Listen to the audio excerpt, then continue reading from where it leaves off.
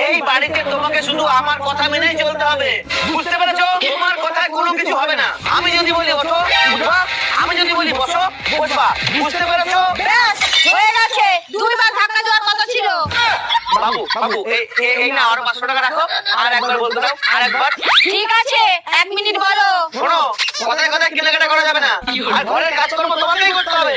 যদি আমাকে করতে বলেছো তাহলে এই ব্যাস, এর থেকে বেশি আর এগিও না। যাও যাও, ঝাড় দাও। যাও। ড্রাইভার সবই বাকি।